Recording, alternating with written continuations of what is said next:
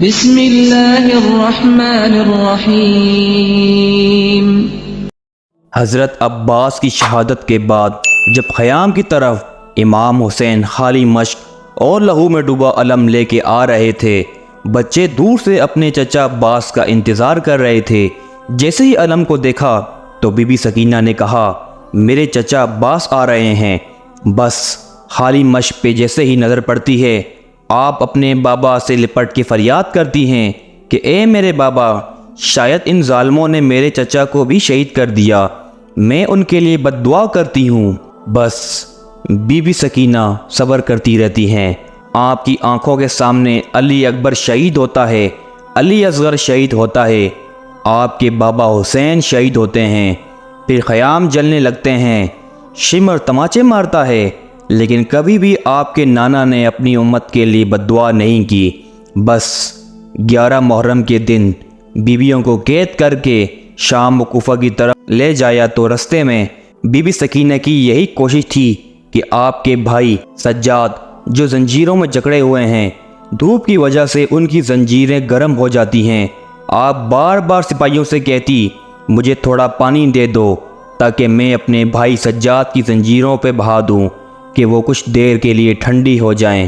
بس be be Sakina ننگے پاؤں تمام بیویوں کے ساتھ رسیوں میں قید ہو کے لوگوں کے پتھر کھا کے شام کے دربار میں پہنچتی ہیں۔ یزید کی جیسے ہی بی بی سکینہ پہ نظر پڑتی ہے تو وہ کہتا ہے، یہ چھوٹی بچی حسین کی وہی بیٹی ہے جس کو حسین سینے پہ سلایا کرتے تھے۔ سپاہی کہتے ہیں ہاں۔ تو یزید حکم دیتا ہے کہ اس بچی کو تمام بیویوں کے ساتھ قید میں نہ رکھو، بلکہ اسے اندھیرے زندان میں رکھو تاکہ یہ اپنے بابا کو یاد کر کر کے تڑپتی رہے۔ تمام بیویوں کو الگ قید کیا جاتا ہے اور بی بی سکینہ کو ایک ایسے زندان میں قید کیا جاتا ہے جہاں اندھیرے کے سوا کچھ نہیں ہوتا۔ بس وہ 4 سال کی بیوی بار بار اپنے بابا کو یاد کر کے روتی۔ کچھ ہی دن گزرے، اس چھوٹی بچی کی رونے کی آواز محل میں اس طرح سے گونجتی کہ یزید کو نیند نہ آتی۔ تو یزید یہ کہتا ہے کہ امام حسین کا کٹا ہوا سر اس بچی کے پاس بھجوا دو، جب یہ کٹا ہوا سر دیکھے گی خود چپ ہو جائے گی۔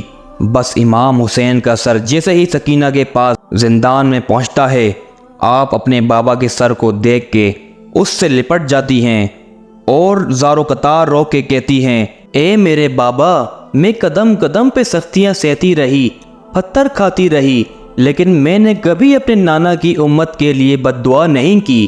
بی بی سکینہ اپنے بابا کے سر پہ اپنا سر رکھ کے سو جاتی ہیں۔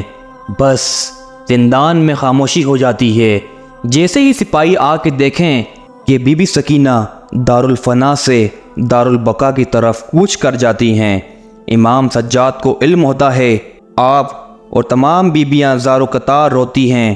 آپ 3 دن کا اکٹھا پانی منگواتے ہیں اور چاہتے ہیں کہ اپنی بہن کو غسل دیں۔ جیسے ہی بی بی زینب نے بی بی سکینہ کو غسل دینا شروع کیا تو اچانک رونے کی آواز آتی ہے۔ تو امام سجاد آ کے پوچھتے ہیں، اے میری پھوپھی ماں، آپ رو کیوں رہی ہیں؟ بی بی زینب فرماتی ہیں، کربلا سے لے کے کوفے تک، کوفہ سے لے کے شام تک بی بی سکینہ ایک ہی لباس میں رہی ہیں اور بار بار یہ بچی تازیانے کھاتی رہی ہیں۔ بی بی سکینہ کا لباس ان کی کھال سے اس طرح مل چکا ہے کہ جب ہم غسل دینے کے لیے آپ کا کرتا اتارتے ہیں تو آپ کے جسم کی کھال بھی ساتھ چلی آتی ہے۔ اے میرے بیٹے سجاد، بتا اب بی بی سکینہ کو غسل کیسے دیں؟ امام سجاد فرماتے ہیں، میری بہن سکینہ کو ایسے ہی پھٹے ہوئے کرتے کے ساتھ تدفین کرتے ہیں۔ یہ میری چھوٹی بہن اسی حال میں قیامت کے دن اپنے نانا سے ملے گی۔ اگر آپ کو میری یہ ویڈیو پسند آئی تو اسے لائک کریں اور میرا چینل سبسکرائب کریں تاکہ میں اور اس طرح کی مزید ویڈیو بنا سکوں۔ اللہ حافظ۔